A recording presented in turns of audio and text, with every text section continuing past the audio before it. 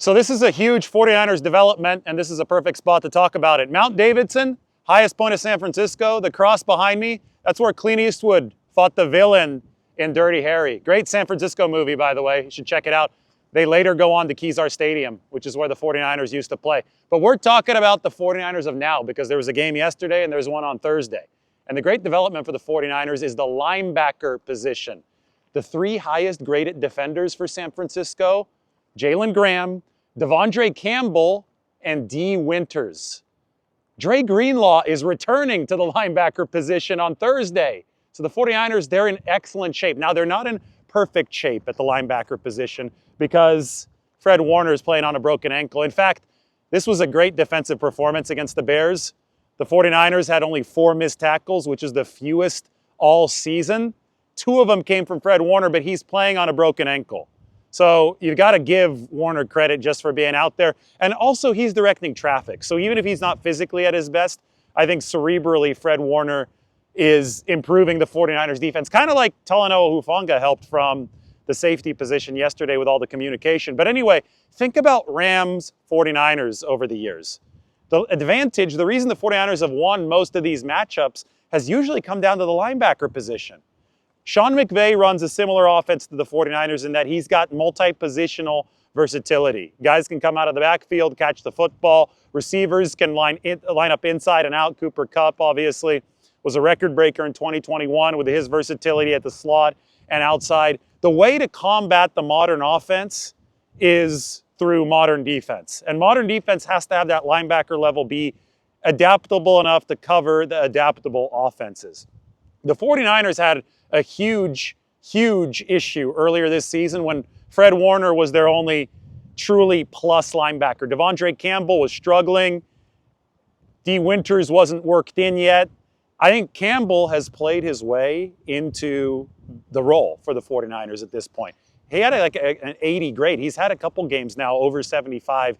In the PFF scale, that's really, really solid. And I think on tape, it showed yesterday. Winters, D. Winters, the second-year man out of TCU, that has been a true success story for the 49ers. It's to the point where Campbell has now been a nice Band-Aid while Greenlaw's been out, and Winters has shown plus capabilities while at the third linebacker spot while he has to occupy that third linebacker spot. When Greenlaw returns on Thursday, the 49ers can now bide their time. They don't have to necessarily thrust him right into number 2.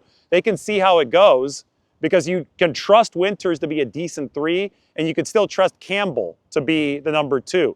It's going to be very interesting to see once Greenlaw's back up to full speed, if and when that happens, fingers crossed for that this season, how the 49ers run number 3.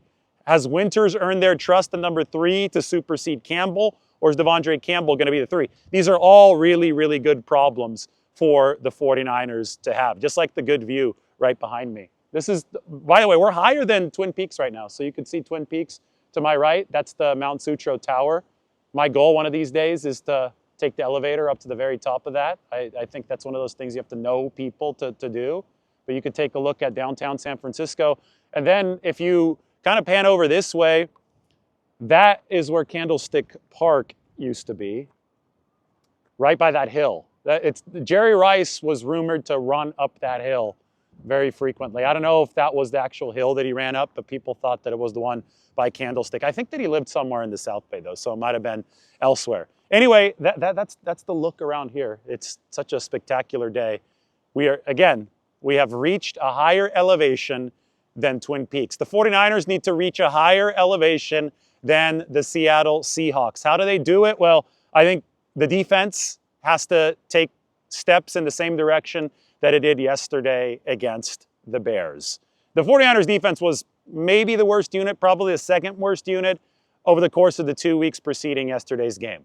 All of a sudden, things seemed to change. What happened? Well, they got instant help from their offense. It's complementary football. The fact that Purdy led the offense 5 plays, 70 yards for a touchdown to give them a lead right away gave the 49ers a really nice platform from which to execute at the start of that game. But 2, I think that Hufanga's insertion into the lineup was huge for the 49ers run defense. This is an all-pro.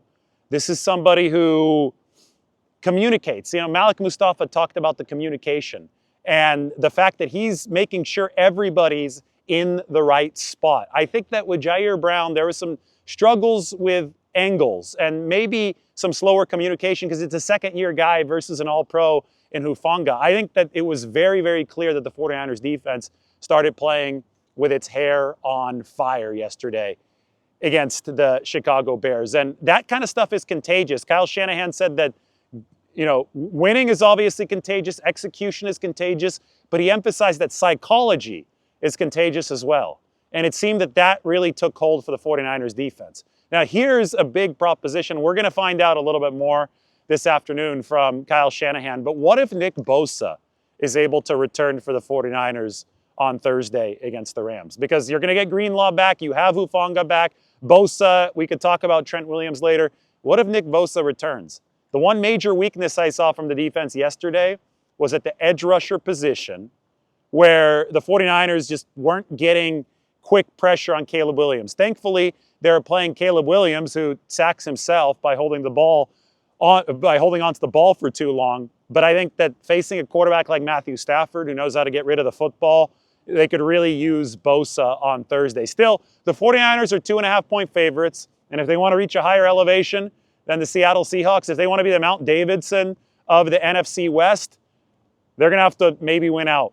And I know it's going to be hard because Detroit's still on that schedule, but it's a one-game-at-a-time thing for the 49ers, who yesterday showed that they could still flex their muscles. Meanwhile, Seattle has got a couple tough games coming up right now. They've got the Packers, who have extra rest because they played on Thursday night, heading to Seattle, and then the Vikings heading to Seattle.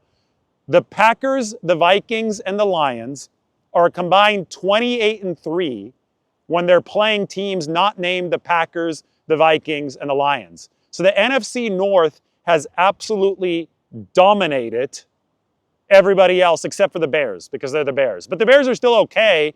They got the number 5 pass defense. Brock Purdy just lit them up yesterday. The point is that the Seahawks may be underdogs in games at home against the Packers and the Vikings.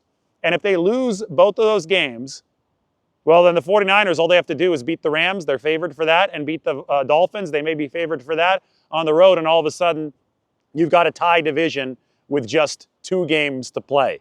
So this is about to get really, really interesting. And Thursday night's at the center of it. So the 49ers and the Rams, I think that the steps that San Francisco took forward defensively were huge. And you can combine that with a really, really fascinating outlook at linebacker since Dre Greenlaw is projected to come back on Thursday. That's been the advantage the 49ers have had in the past against the Rams, and they're set to have that advantage again against LA on Thursday. So buckle up. It's going to be a crazy week here. So long from Mount Davidson.